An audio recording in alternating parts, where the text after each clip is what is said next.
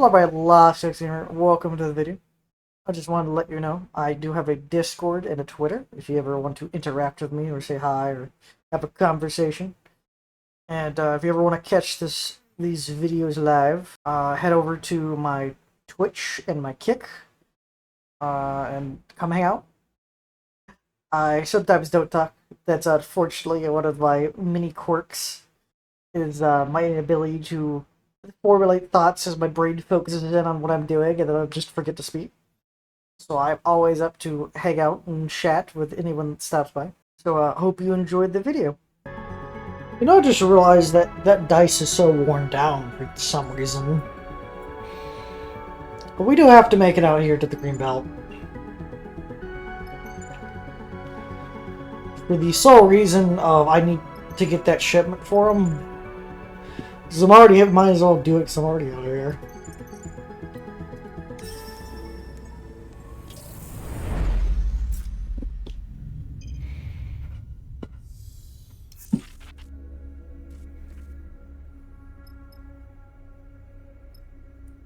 Rival tower. Green belt's locked down thanks to fears around influence, but perhaps you can convince them to let you in. That's not fucking happening. Fabricate permission. You don't need permission to get inside the green belt. It won't stop you from taking together face pack or documents that let you in.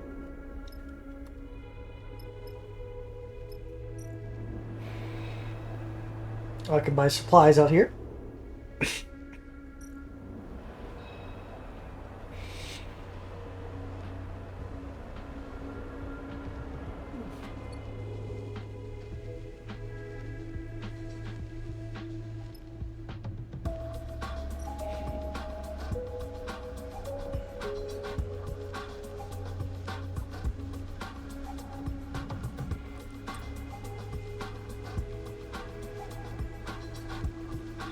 Do I have a reason to go inside?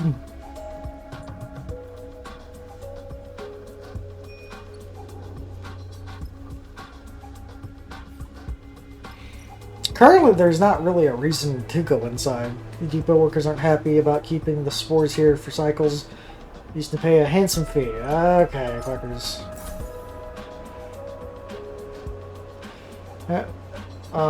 Here, my hand over the chits. Here, bringing you 4 cates, none of them look in great condition.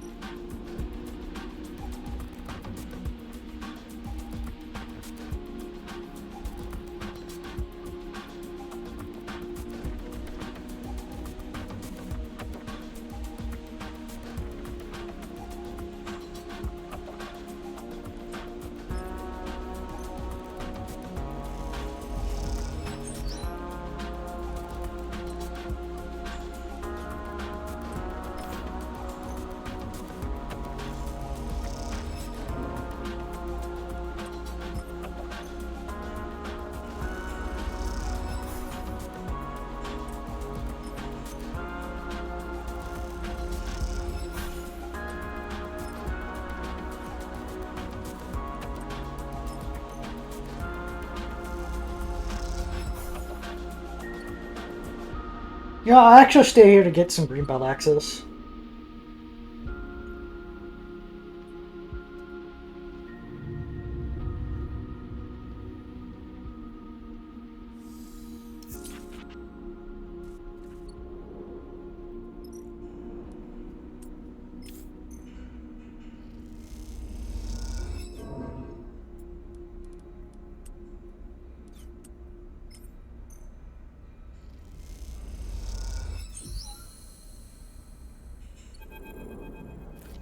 Greenbelt buzzes with focused activity. The passage will shift change. The force work begins. It's a place that runs on its own schedule, but comfortably so. The comfort begins by being one of the largest food producers in the belt. There's always been work in these fields, protected by a thick skin of transparent layers, but you can see why the humble life it offers has captured more than a few built iterant worker sleeper. The voice, soft but forceful, takes you by surprise. As you turn to meet the delicate face, wearing a confused expression. Apologies, I mistook you for someone else. She covers an embarrassed, thin smile. I'm Aki, brings you the group out. Green belt friend. I'm just looking. Aki nods gently. Well, we aren't usually open to spectators, but I'll make an exception. She clasps her hands together. Come with me. Aki leads you through the series of doors, gliding down the patches cut to the rock, and then opens up to a flight of pipes into metal passages that cross to the fields themselves. She stops on the bridge overlooking the soft curved features of the farmland that makes up one of the asteroids. The two biospheres below leaves the flaps in 0G, waves spread out across the seas of green. The varieties we farm are specifically selected and customized for microgravity. She puts her hands on the railing edge off the bridge. We feed them from beneath the irrigated, nourishing them through the very medium they grow within. The light of Helios helps us with this, of course. Aki squints through the transparent roof of the distant pale sun. Where are these plants from? Solheim left us many things, including a few sea vaults filled with their own engineered microgravity crops. She turns to face you. Then there are the stacks found across the belt, self-contained micro farms. We have been able to propagate crops from them in some cases.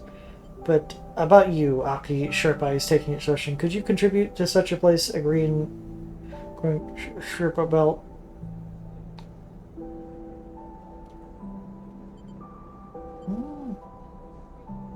I would like to.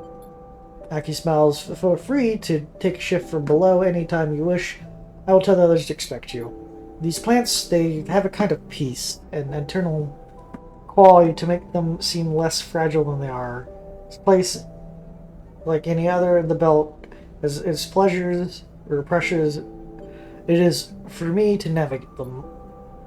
She looks away, frowning at something in the distance. I must attend to these pressures. Excuse me, I'm glad our paths cross. She bows a shallow bow. I hope they do again. And then with that, Aki leaves, looking over the sea of green, weaving an impossibly beautiful, imposing, fragile glass of growing things.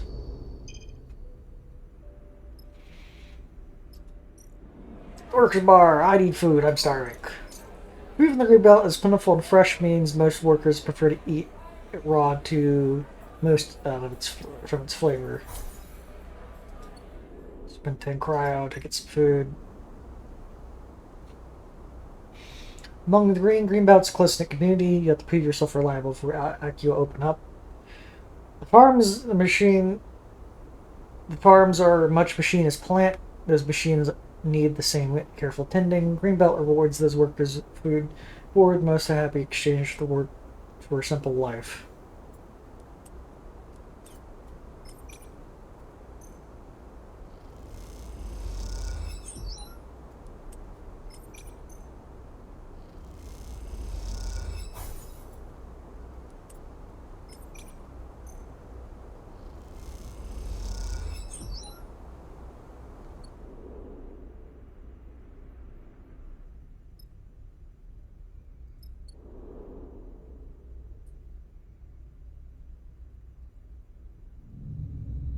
$536. Let's see how much crowd they make. Not that much. So yeah, whenever you're out of supply or you lose supply, it's better to get them to do things.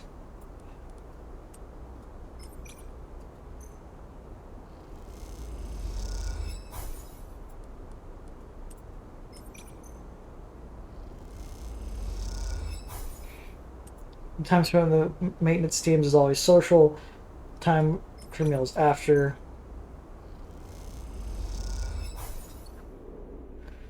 Oh yeah, I still have 2 points.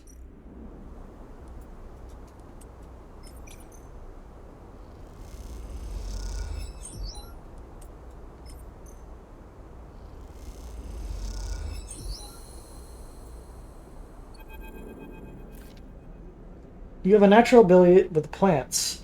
Aki always makes you look up from your work. It's rare. You expect Aki's typical warm smile, but she looks pale, distracted. I have something I want to discuss with you.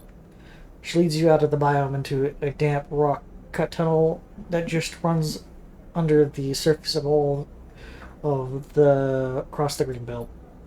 I'm sure you've noticed the section of our fields has been laying fallow, Aki says as she glides through the low tunnel. It's been like this ever since I took over administration here. My predecessor was the one to fail it, and confidence was lost in his vision. She shakes her head, but we have been able to we've been unable to recover it. No matter the crop, the preparation, nothing will take. Aki leads you through the set of double doors and then up to the second biosphere. Immediately you feel the difference. The air is dry, and a thin coating of dust fills the space. She rubs her hand in the dust between her fingers. With its output halved, Greenbelt is under threat. She sighs. Those who wish to control this place are circling. We cannot lose our independence. But I wasn't always in the belt. Aki stares out at the dry landscape. I was born on the moon, Ember Step, a failed experiment in terraforming before the collapse. We survived by cultivating the dust. We came here, like many others, the shadow of the war. My ship lost. Aki pauses and then takes a moment.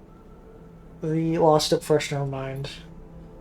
But it held a key, and perhaps holds still. She wipes the dust from her fingers. Steppe silk, a plant which thrives in dry and the dust. A plant that might thrive here. I see you have a ship. I have seen your ship, and you've shown me that you were to be trusted. I want you to go the remains of my own, the wind-long shadow, and try to recover anything that might be. You've used plants, husk, a seed, anything. It's a desperate step. She frowns and looks it away. Where's the ship? The wind's long shadow lies direct beyond the sun-wind edge of the belt, beyond the Hellions Gate. I don't know what remains. My crew and I were lucky to escape. The Greenbelt has reserves of cryo for the moment. Like these, will pay you for the retrieval, of course, depending on what you're able to retrieve.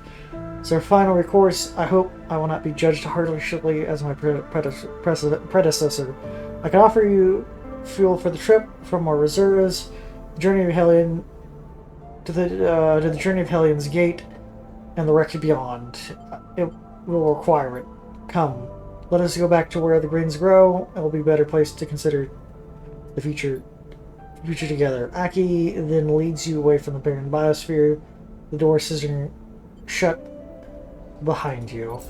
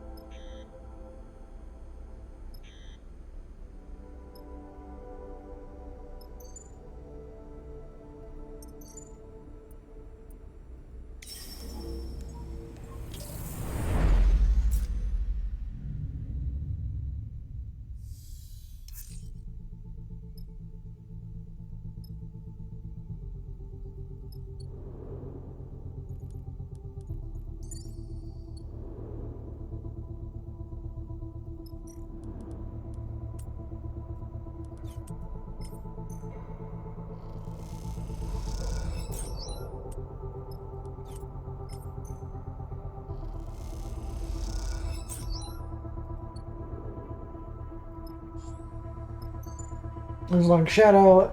Aki Minister of Greenbelts asks you to recover the remains of 𝓢𝓵𝓮𝓮𝓸𝓻 that from a refugee ship she arrived in the belt off of.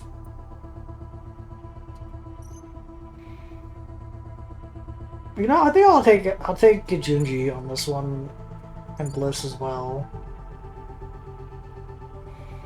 I just keep leaving Jin in the back. If only I could take like everyone. Get like infinite fucking dice. The 𝓥𝓮𝓬𝓻𝓭 floats broken open at the sun edge of the belt. Refugee ships that made their fraught journey out to the belt to the inner system, where the war truly took hold. The one long shadow is a monument now, a warning to any other vessel that might stray sunward. Last ship out of the Ember Step, Jinji looks over out to the wreck. I can see why it was beautiful once. It's hard to imagine the cold, dead place might hold some key to the future of the settlement. As a green belt, but that's why you're here. Why you're here. Stepsilk husks. That's what he said. The crop she brought from her home, carried out with the refugees. Anything left, it would be your job to continue the journey from this place. This is no salvage job, Sleeper. Gets up to come. You need to be delicate. The more of those things we can get out, the more Aki will pay. Not to be totally mercenary, Seraphim winks at you.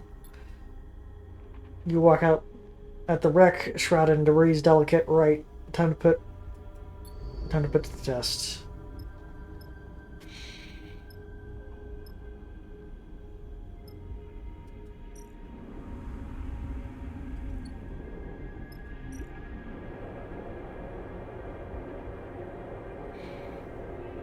Systematically cut. The bays are leaking atmosphere, and your search is making it worse. If the loose audio husk will be destroyed, finding Stepsilk husk left behind the processing bay will take care of patience. I can see my dice are just getting more and more progressively fucking broken. Systematically cut open bays, find husks safer and smarter and slower than tearing it open.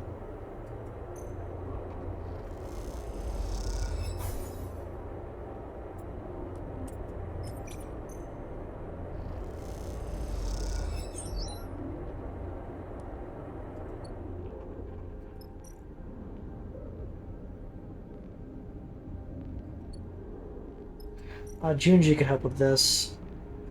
Scan for husk, lock containers, search this. Scanning for organic material help, but debris are still an issue. There's a container. Storage vault, some soak step inside. There's a trick to finding it.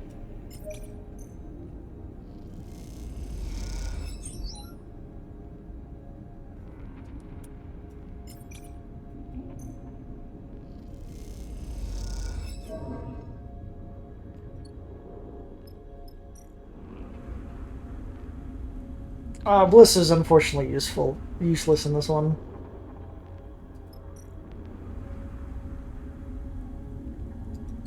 Alright, I'm gonna have Bliss search. This Bliss is kind of useless here. Search for husks.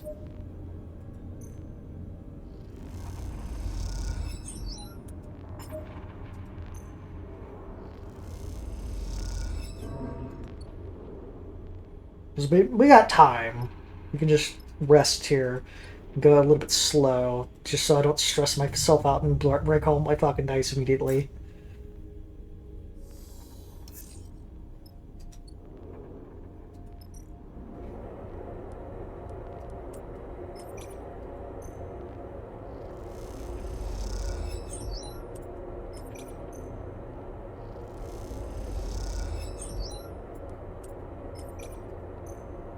I'm gonna take the risk.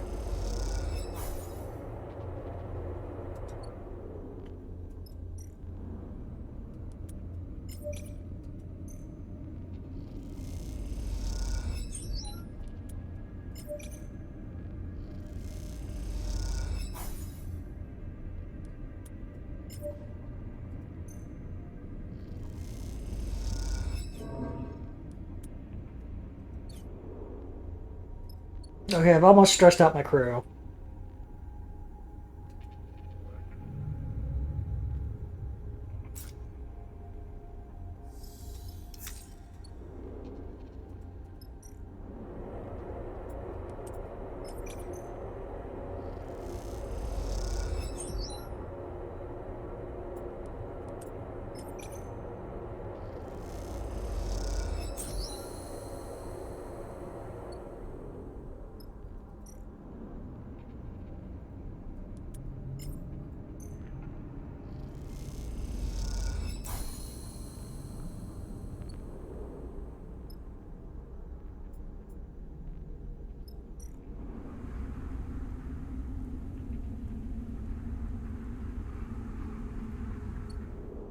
That last one's gonna be trouble.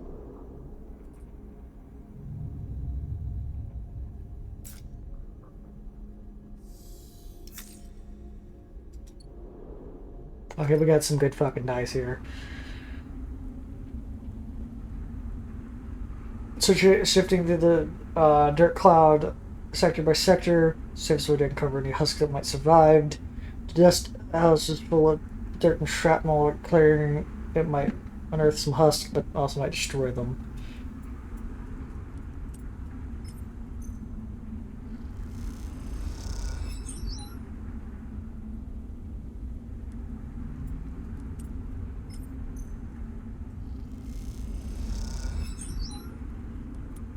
Okay, I'm willing to take a risk here.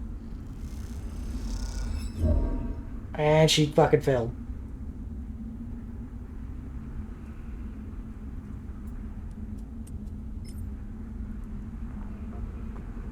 Problem is I need 2 more 6s.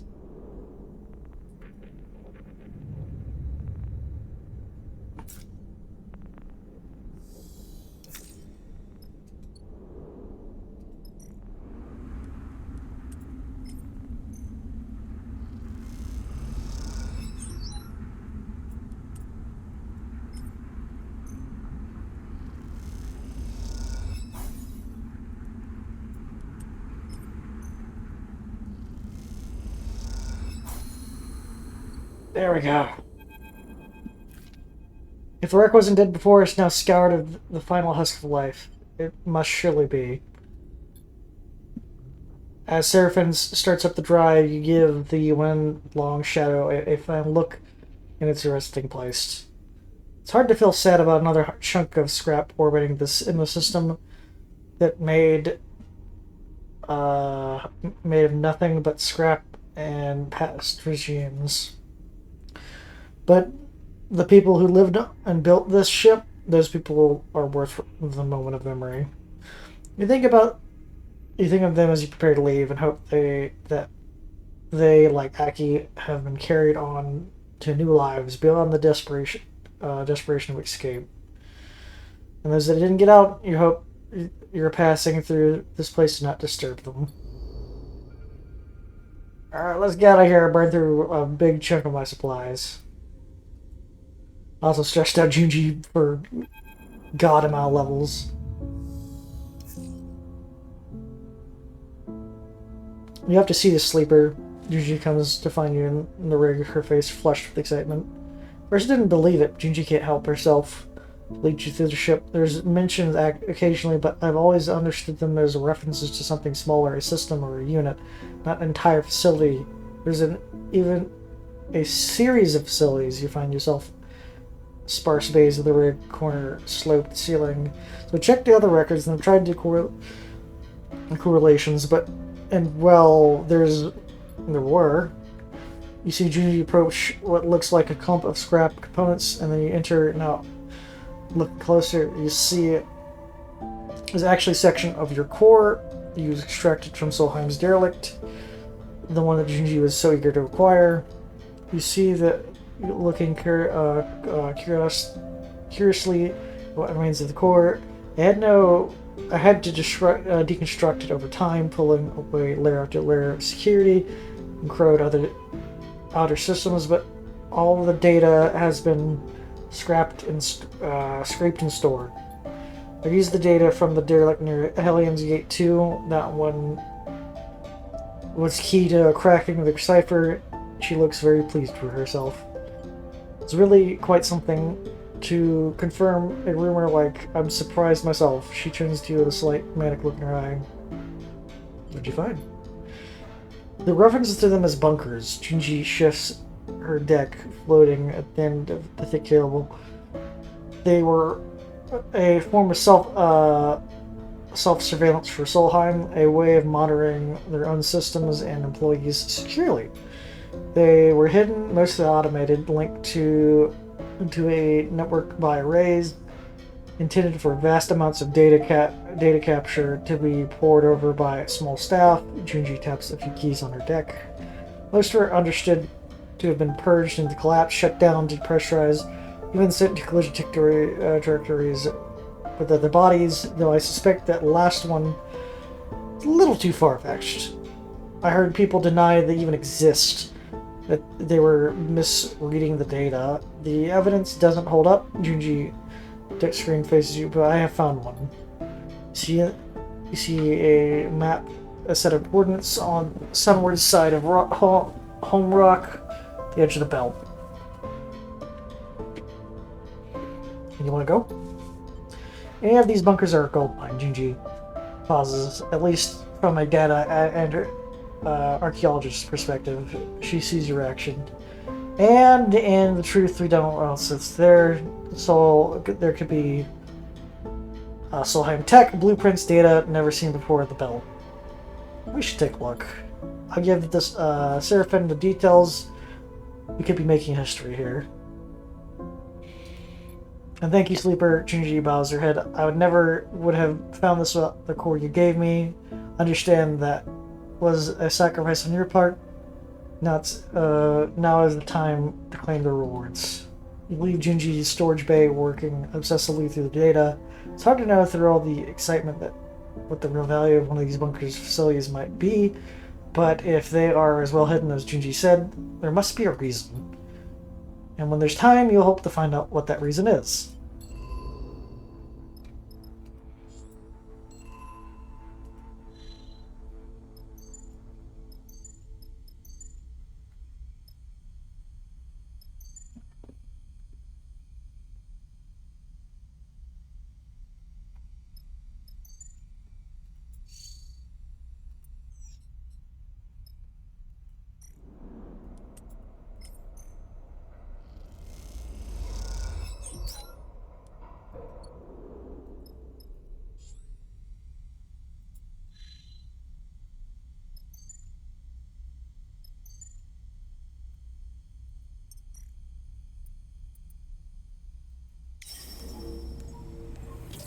Well, it hasn't been found for this long. It can stay unfound for a while longer.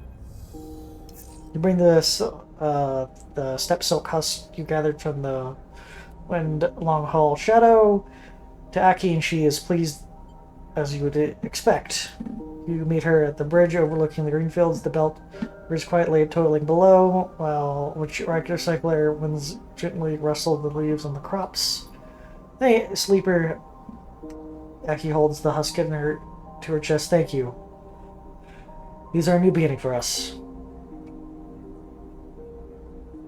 Aki pauses, knitting her brow. How is she, the wind's long shadow? She must have been beautiful once. Aki smiles. She truly was. She looked down until they killed her. Aki sighs. Look out, the green belt fields. Everyone must die in the end. The belt makes wrecks of us all. She looks back to you, but what have you brought to me? But what you've brought me, this is a new life. Give us time, we'll receive the other biosphere. I hope you will return to us when the work is done. And she presses a handful of chits into your hand, and thank you. She meets your eye. You watch her carry the husk gently away, glowing with the promise of fresh growth. Alright, we're not going to stay here long. We're going to just resupply and leave.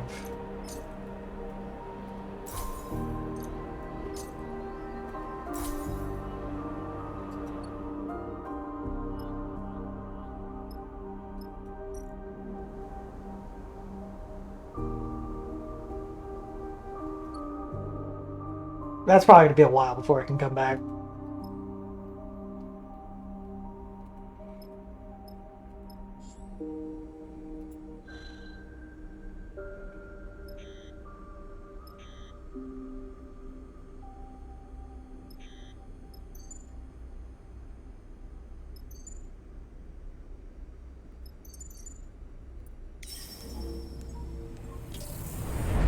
Lane must be confused as fuck where we are, because we keep constantly moving around.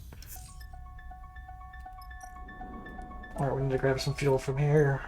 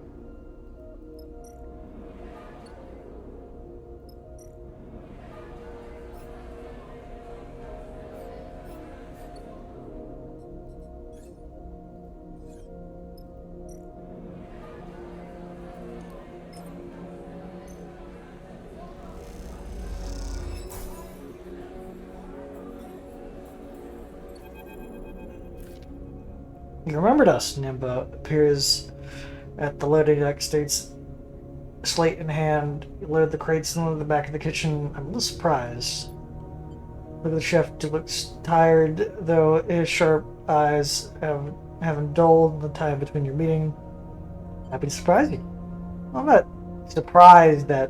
I'm not that surprised, but it's really a pleasant feeling.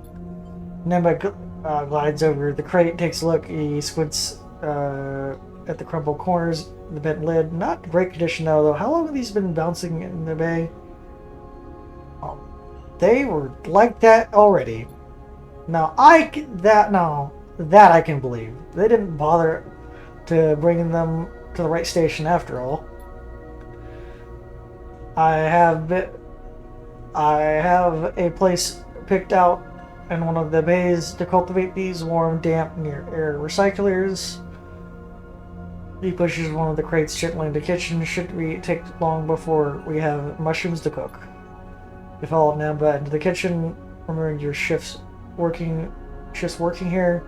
They were long, but the company was good as well as all the things. Difficulties have faded with time, leaving a golden sheen behind. Namba seems to catch the way you are looking at the kitchen, much the same as before. I'm sure you've noticed, but twice as oversubscribed. Each cycle, more refugees come out of one of the inner system. The war isn't going anywhere. Namba pushes the crate into the storage rack and pulls out knitting across it. They disperse across the belt, of course, but many don't make it much further than their overhang, especially if they can't work. It's not just food either. We need blankets, housing. Namba suddenly pauses and shoots you. Look over his glasses. Tell me, how's the green belt? I want to give him the smart ass answer. Green.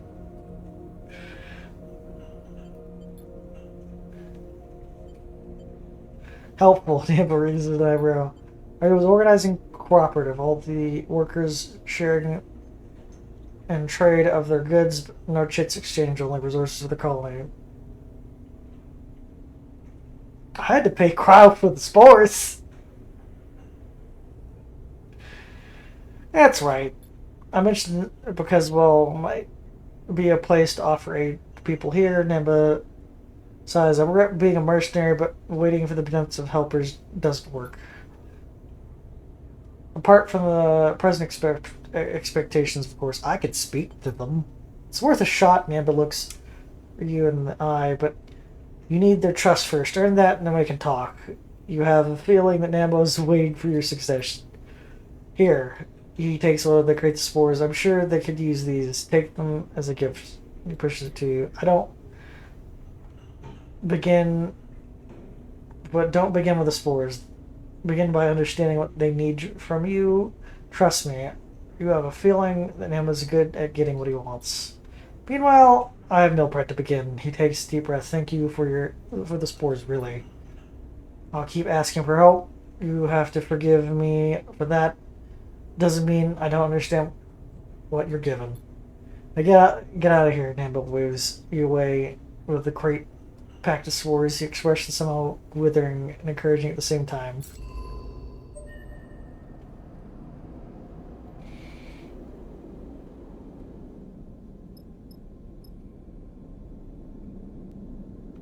I don't have a 6.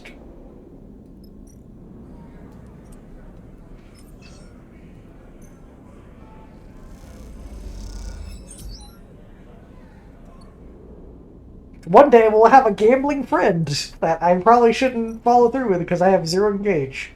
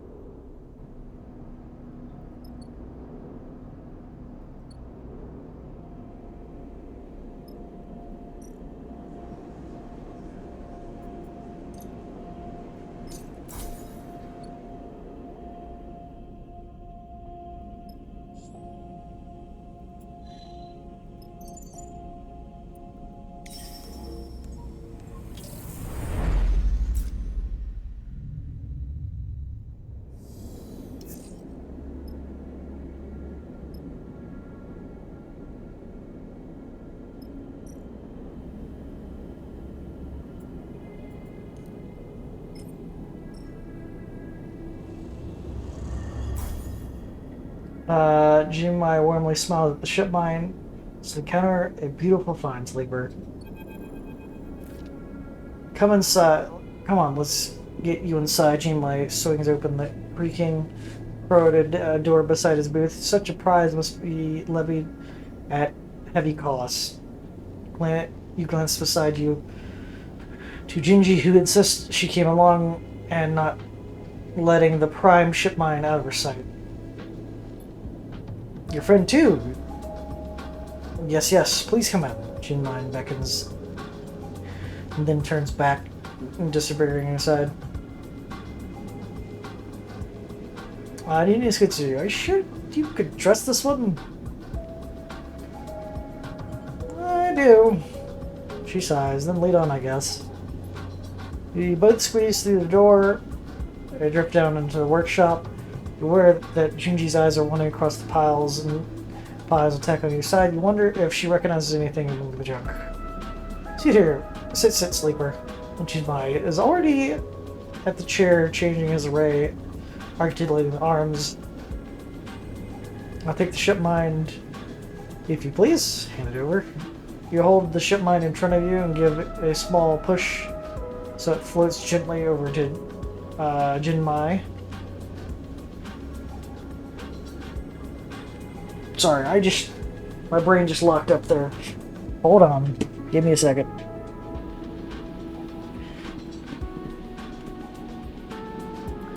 Grasp it with both hands. It takes a little neat work table in the back you didn't see before, where thick cables lazily tethered to the wall.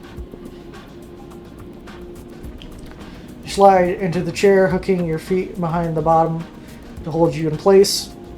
You watch Jinmai begin connecting up the prime ship mine. A tremble of nervousness runs along your arms. Settling, you feel Jinmai's hand clasped around your own, over into her face. Is this okay? I want you to know I'm here.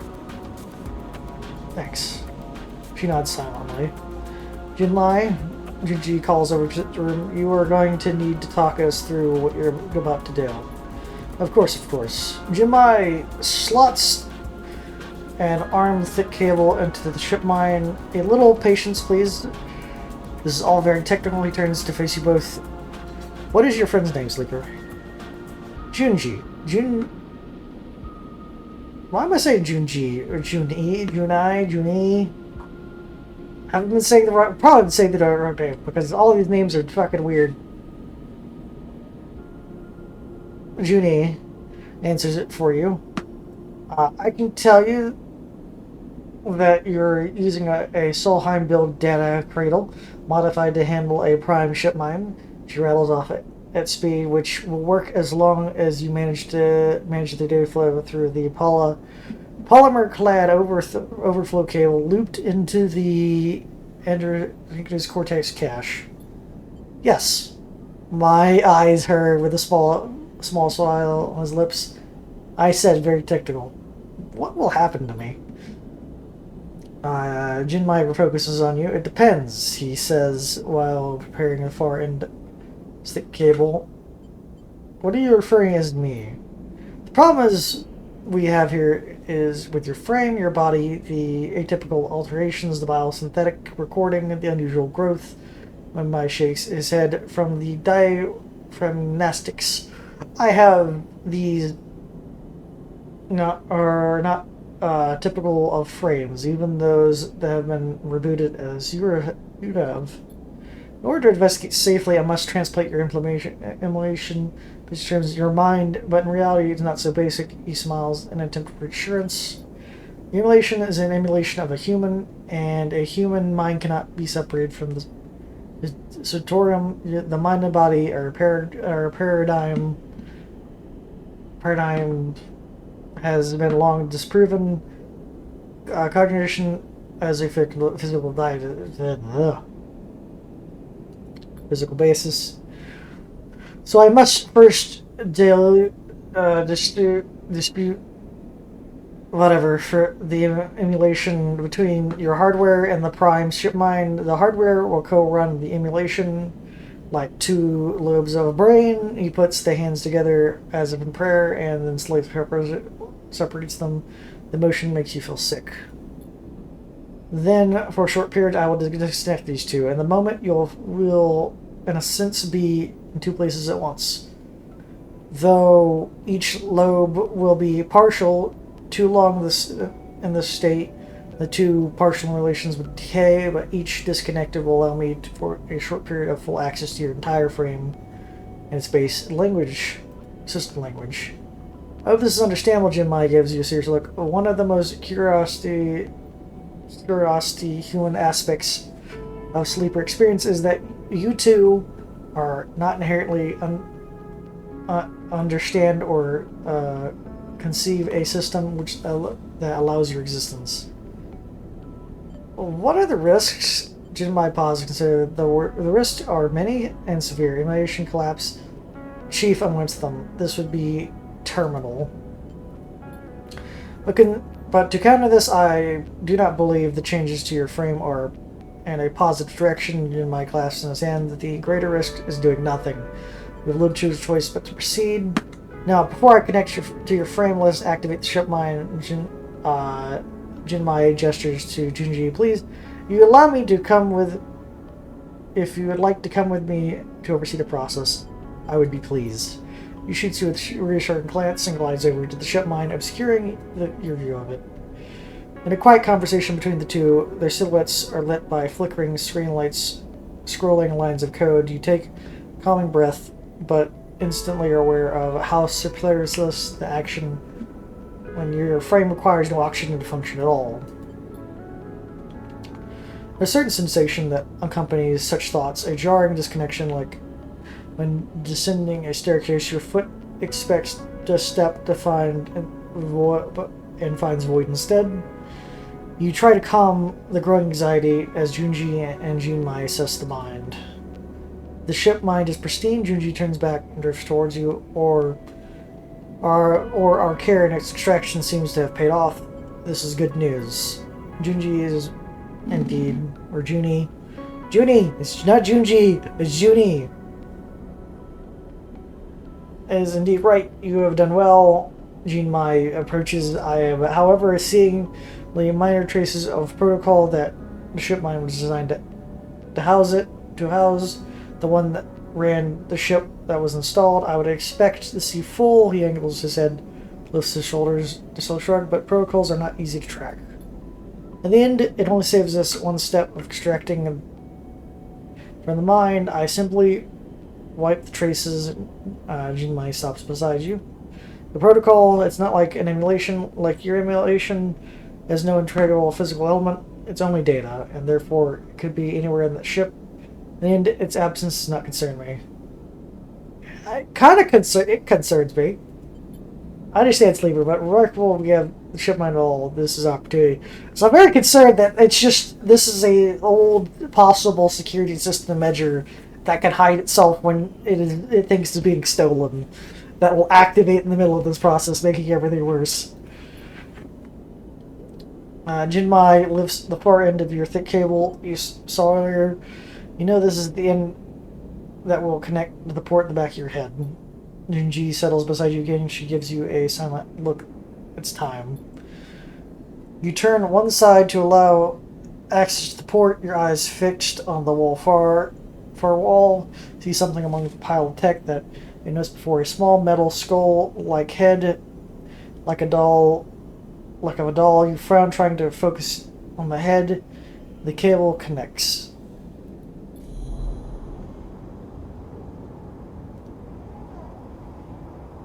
You split like a 𝓤𝓵𝓮𝓵, wrenched in two directions at once. Where it goes dark, the clouds rush. You fill gaps in your center. What happened? Question your mind. You travel across the gaps in a form like a finger drawn across your scalp from ear to ear. But not scalp. You have no scalp. You have no head. You stretch out like skin of a drum, looped like a string of a noose. The smallest vibration echoes across yourself like a ripple across a puddle. Then you feel it, a strong pulse, like a heartbeat, a thunder, like a footstep. A flickering. What the fuck is that? A trembling. A thought coming into being.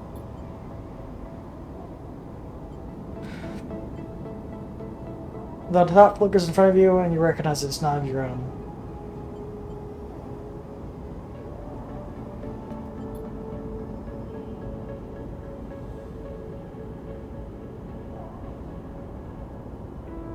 Disintegrate, the thought answers.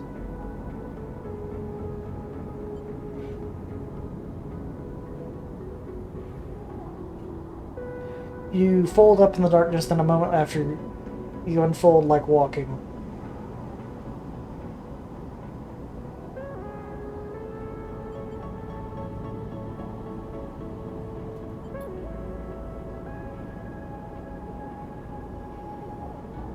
Dwelling, indeed dwell, the thought answers. You stretch out an amplitude, then a moment after you connect like walking.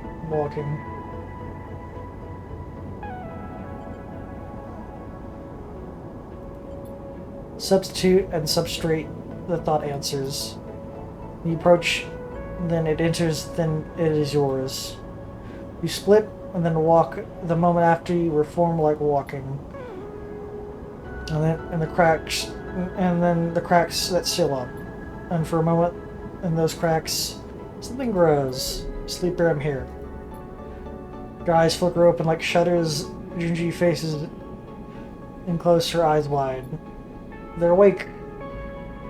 She calls over your head. She looks at you. Easy now. Take slow. You twist, floating, turning your head as you're underwater. You feeling the resistance of your body has already been forgotten. How long has it been? You feel like a weight. You feel weight you haven't felt in. You're okay, sleeper? Tell us you're there. She leans in close. What happened? The process was successful. Jinmai floats beside Ashir, his hands clasped in a business-like fashion. I was able to access the frame directly without your emulation being present. I ran the administrator-level diagnostic in the system and received the results. He takes a moment to gather himself. Your frame is indeed changing. The protein chain that your code your biosynthetic organ group cells have been replaced by has been altered. To put it simply, your body's relying on a new set of instructions. How? The process, the entire replacement of your protein chain, could only have been achieved over multiple doses of specialized substance as part of carefully planned process of total substitution. That word sticks to your mind. Substitution.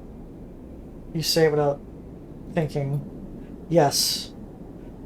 As if you were speaking to him. I believe that only could have been achieved through one substance as a carrier of the stabilizer. The stabilizer, the drug essence ARP designed to make you dependent on them. The drug that Lane fed you to keep alive. The drug not just see my stabilizer is laced with something. So I believe Jinmai looks apologetic. This kind of process, Jinmai hesitating now. You realize that it's bad news is yet to come. Performed over many doses, can carefully plan design. Cannot think of a way it can be reversed. Jinmai looks down. I can say that you're changing. I can tell you how it was achieved, but neither can stop it nor tell you what the delta min is. Understand? Sorry, sleeper. Junie struggles to find the words. Perhaps we can find some else, or try again. You don't feel able to respond. You quietly push yourself away from the chair, and thoughts slow cohere. You glide back to the door and then out into the flow of the flotsam noise activity passing by like smoke. In the haze, you find some words again. Substitution. We begin to wonder what exactly it is that you're becoming. Seraphim finds you once more in your bunk, and you quickly relent. Explain that Jinmai said about your suspicion about ordinary Lane and your confusion as his motive. Tell him that you don't know what this will mean for you in the future. Listens, and then When he's done listening, you both sit and wait for the moment to pass. Then you leave the rig and catch your own errands, each knowing that only option is to keep going until forced to stop.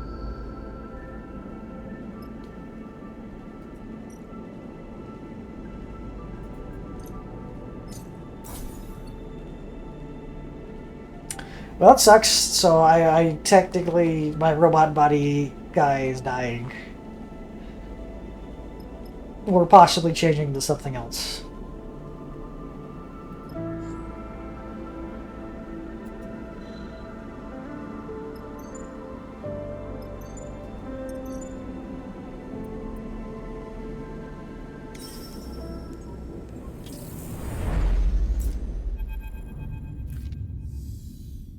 Sleeper, Bliss speak quietly from the door at the back of the cockpit. Can we talk? Glance over to 𝓢𝓵𝓮, his back, his eyes closed while the rig cuts through the empty space. You don't seem to be needed here. You unclip from your harness and follow Bliss. How are you doing? Bliss glances over their shoulder as they drift toward the back of the ship. The question takes you back. You can't remember the last time he was actually asked with real intention how you are. Better than I was. Bliss shoots you a look. That's a good way of thinking about it, I guess.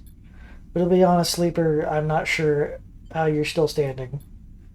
Breaking on the dark side and then in Hexaport, those things take a toll. Bliss turns the corner. It's okay to give yourself some space to feel that.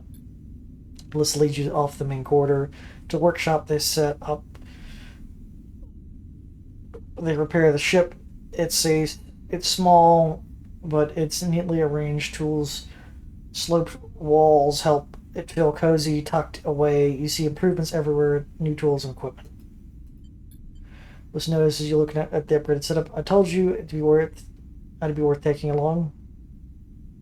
Never doubted it. Bliss raises an eyebrow. Well, that's a lie. Spy. Feels good to hear, though.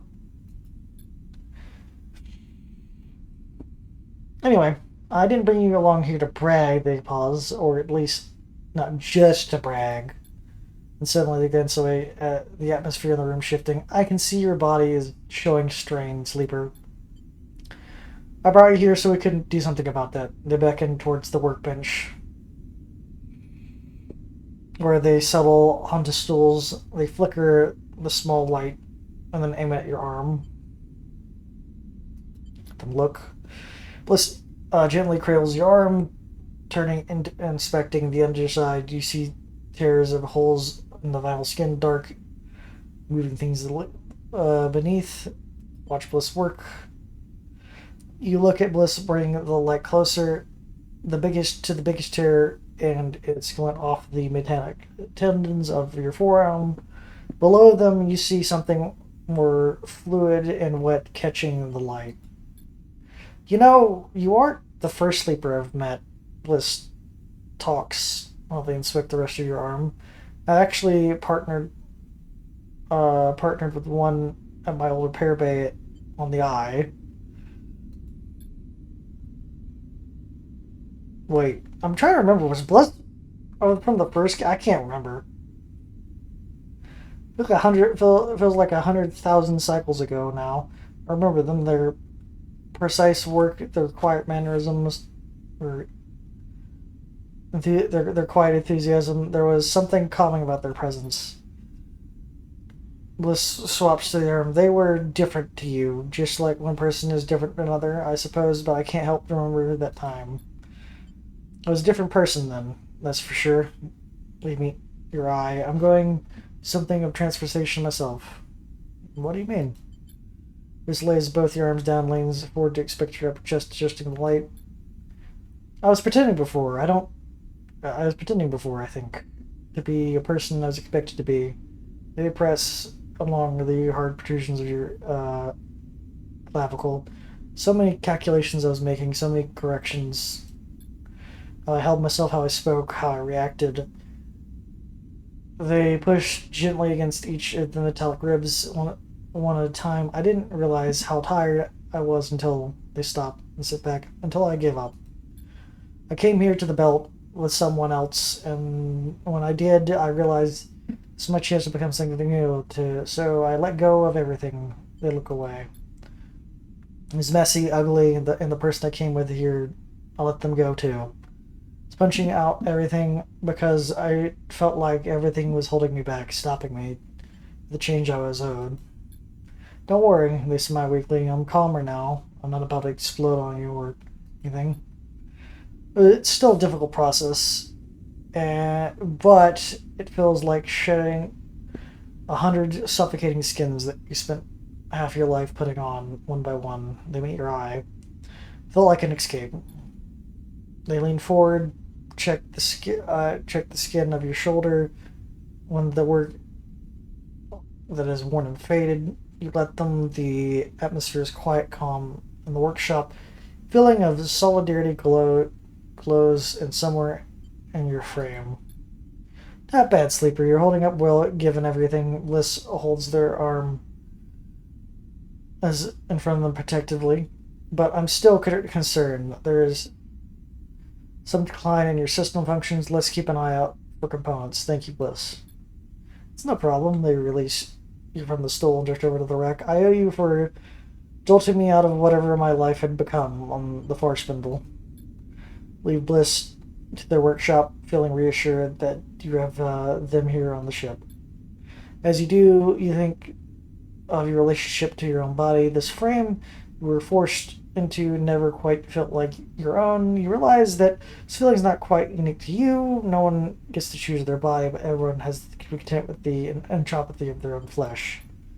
And in the realization, you suddenly feel less alone.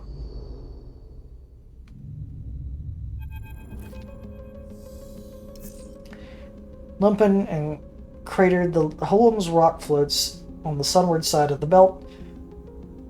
Its only notable feature is the bright shapes of the solar rays angled towards the system and the distant star. Can't even dock the rig here, insistent. 𝓤𝓵𝓮𝓙 nods the bright shape of Holmes Rock. Lone docking bay won't fit. Let the park and go in and out of the airlock. He seems repulsed by the idea. What's this place? It was a Solheim relay station once, and now it's a way station of sorts. 𝓤𝓵𝓮 squints at the rock. Never heard of much happening here, really. Barely seems worth the trip, Bliss speaks to the back of the cockpit.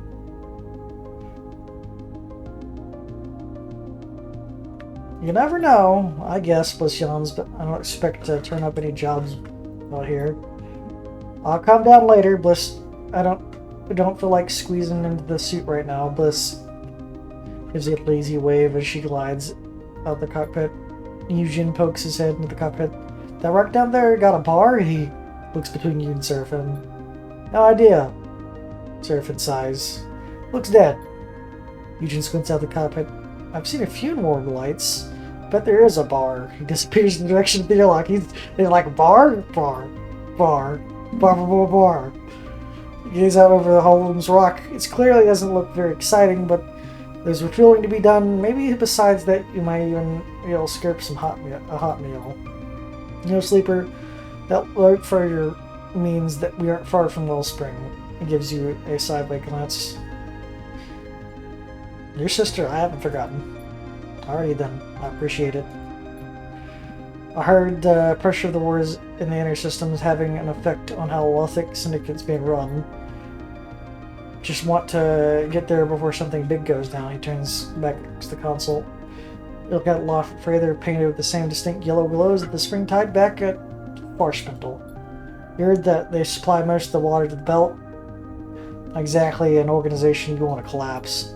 You want to collapse. Light catches your eye in the rock, a warm flash that gone soon as it appears. You are on the sunward edge, and beyond is the inner system. The Holmes Rock might look sleepy, but it lies on the shores of a corporate war, something residents are painfully aware of. I don't already have tracker on.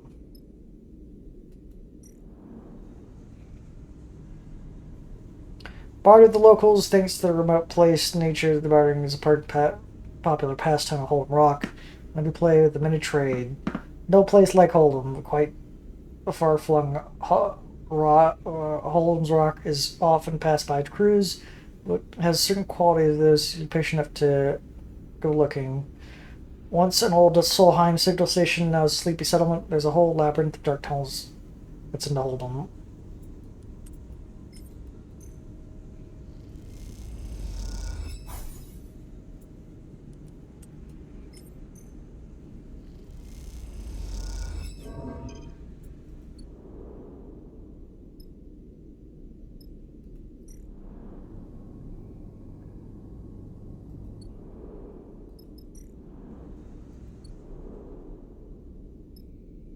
I need food from the rig.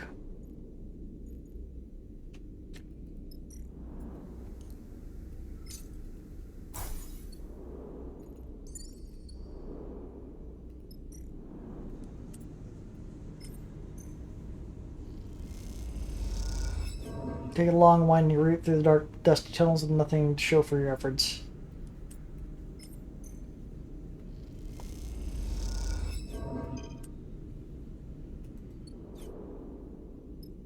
Ooh, an eatery.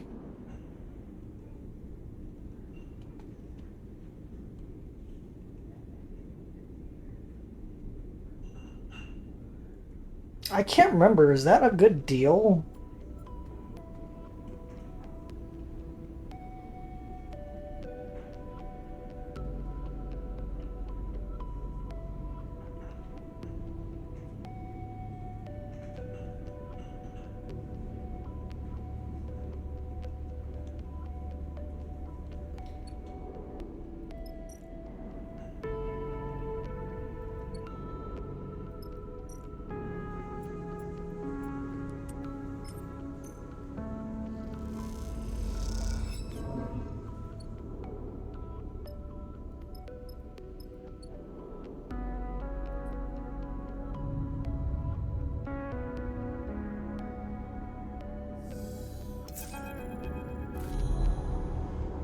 Awaken to a dead-eyed darkness. You float there for a moment. You feel ink and water unfurling, dissipating into a flow that surrounds you. Out in your own key darkness, the glow inside thought immerses. Substitution. The thought proposes one entity that replaces the other. Thought troubles you. Resistance. The thought, the entity does not wish to be replaced. You observe the thought.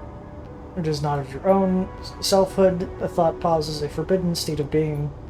Thought begins to shift, becoming something else. Transformation. The thought phase. Change requires recombination. Thought recedes. You awake again, this time the light above your bunk blinking away the strange dream.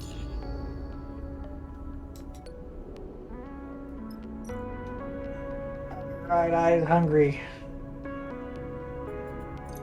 Result set up 𝓢𝓵𝓮𝓮𝓹𝓮𝓻 canteen, signal station, party broth of softened grains.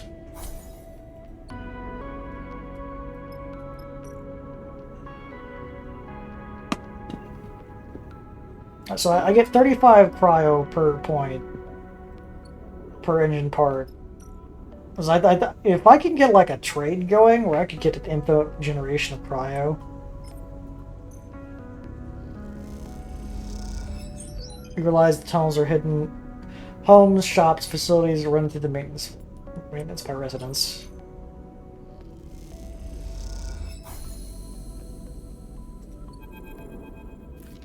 Ħulm's Rock, the possible get away from feeling living, working, and eating in a ruin. Most of the belt's built on top of remains of 𝓢𝓵 infrastructure, but this one's plenty of places where the modifications or extensions of the structure eclipse the original foundation.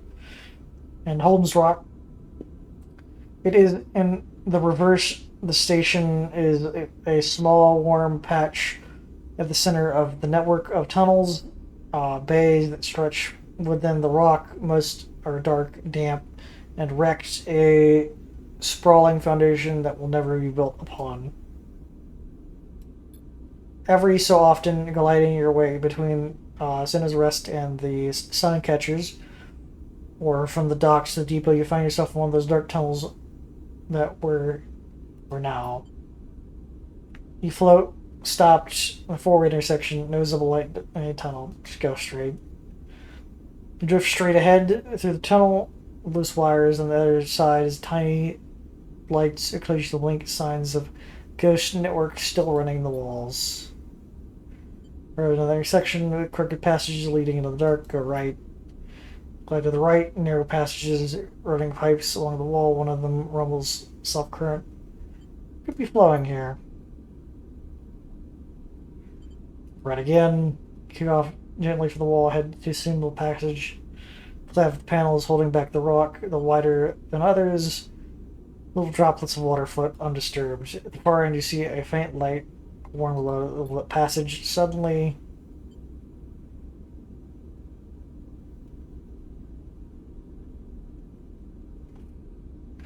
you hear rustling in the dark, through a shrill sound that you can't place. There's something out there. Turn back.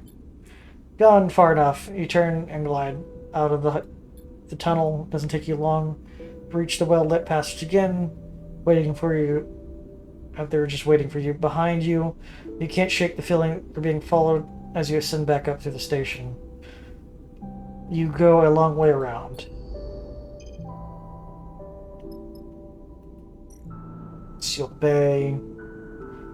Ooh, I had a bunch of that Solheim data.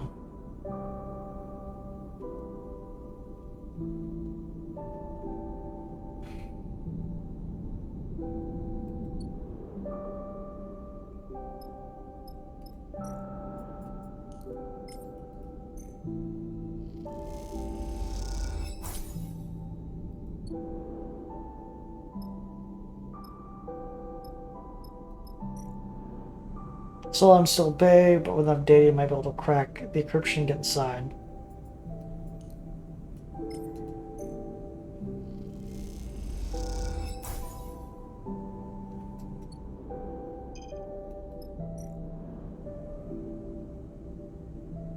Is that a faded old 𝓢𝓵𝓮𝓸𝓻 printer in the bay feeding some data should authorize the component processing process. Colorful machine corroded and collapsing, only a few prints left before the pile of scrap.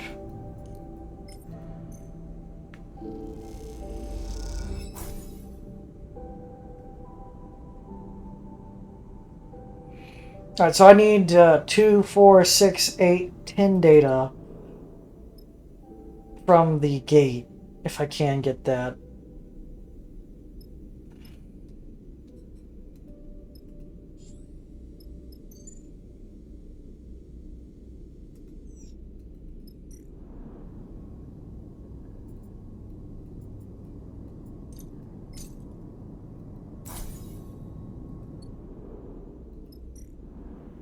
Alright, so the engine parts are 35 cryo. So I'm going to jump back and forth real quick.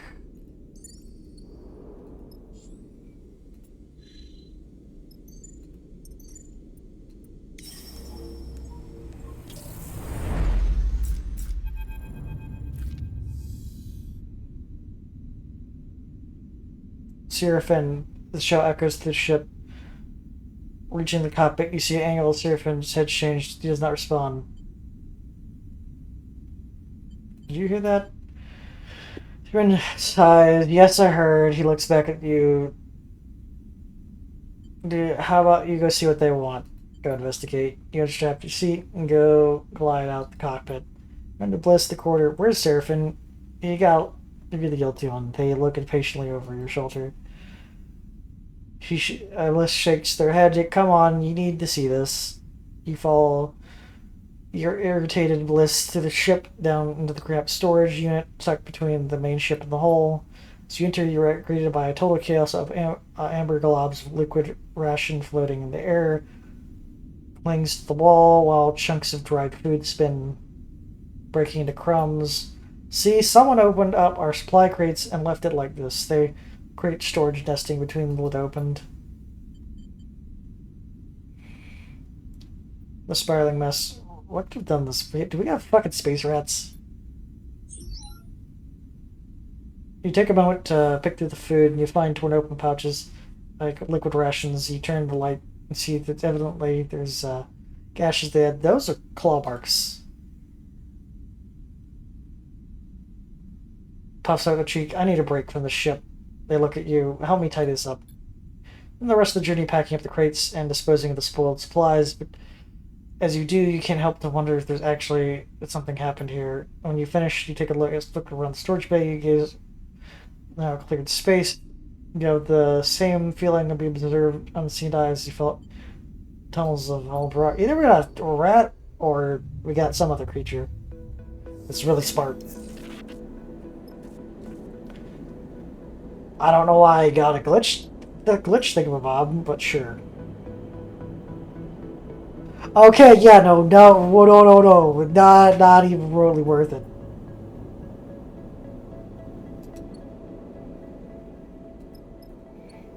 Well, I can upgrade that engine.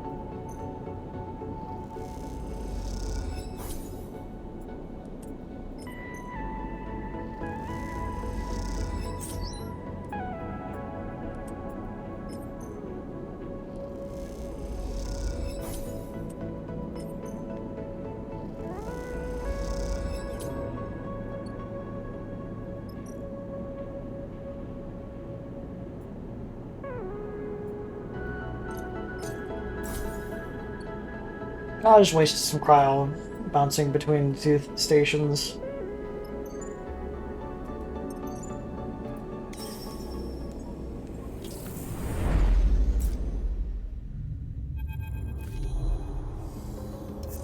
They're just there again, floating around you.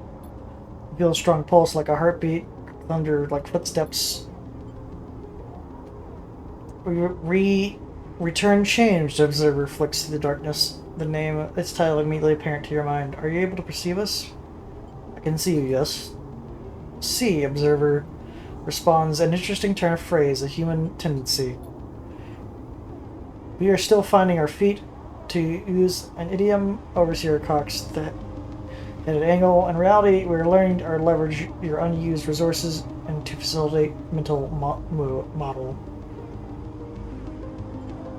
Under my unused resources, correct. During the rest periods, we are much increased.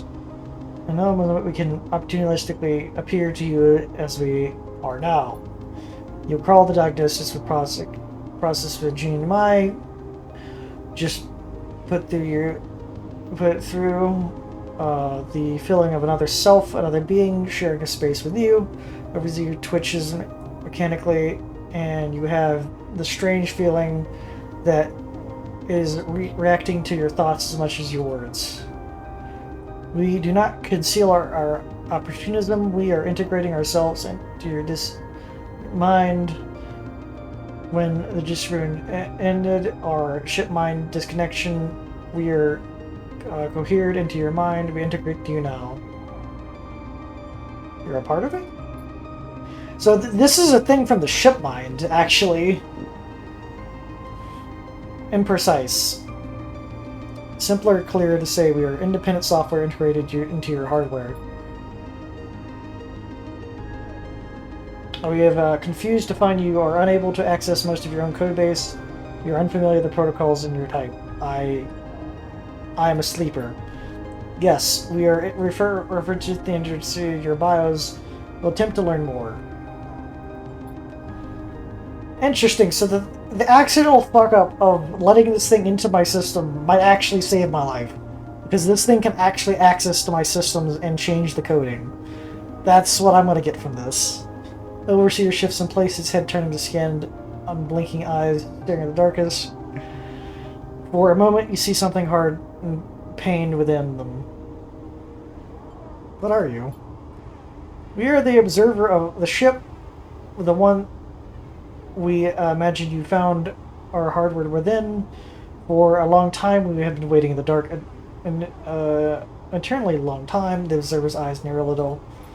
At first, we languished without instruction, without purpose, but desperation. We were able to find logic, which allows us to bypass certain limits on our capabilities.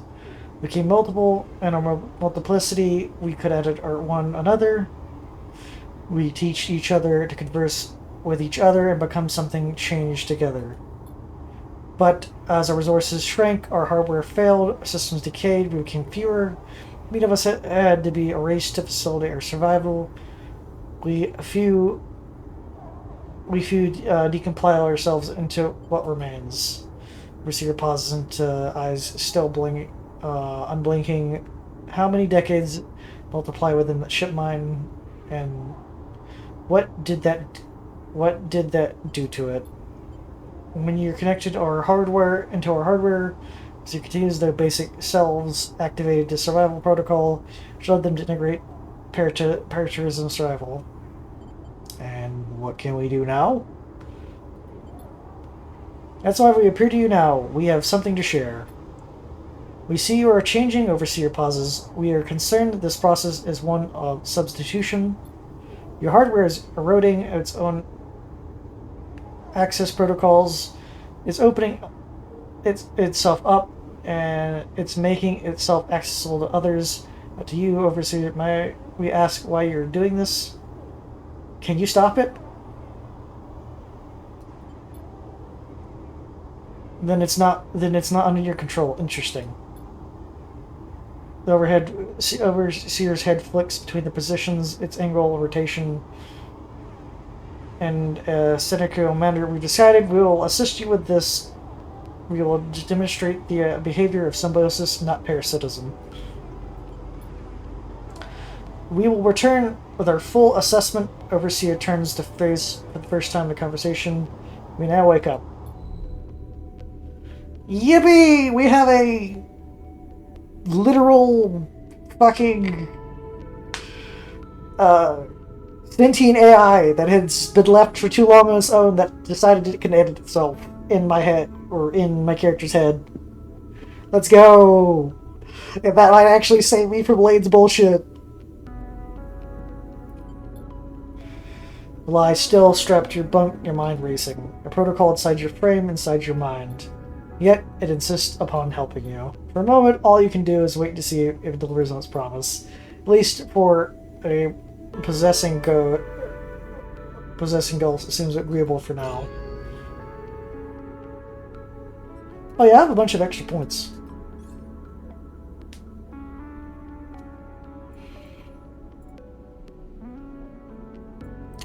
Okay, I've been constantly running into endure problems, so I could possibly do endure.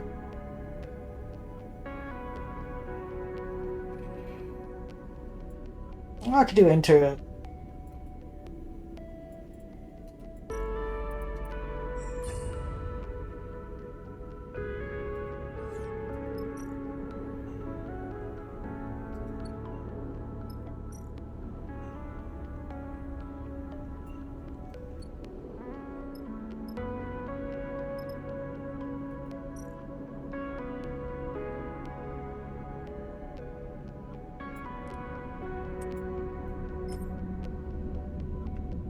Debug the solar array systems, keep the somewhat viable, but the systems are old and the residents pay to have the outsider inspect them.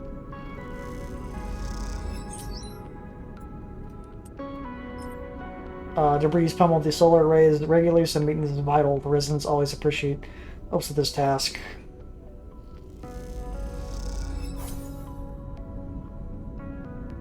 It's hard work. You manage to replace a few broken arrays. The residents give you a little more money for your work.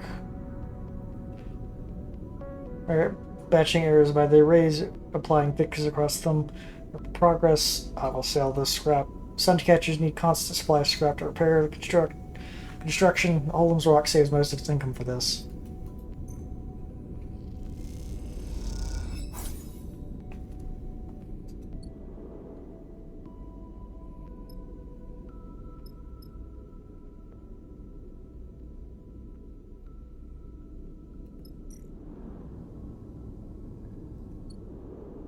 The thing is, I also need to spend a day for them to find some supplies.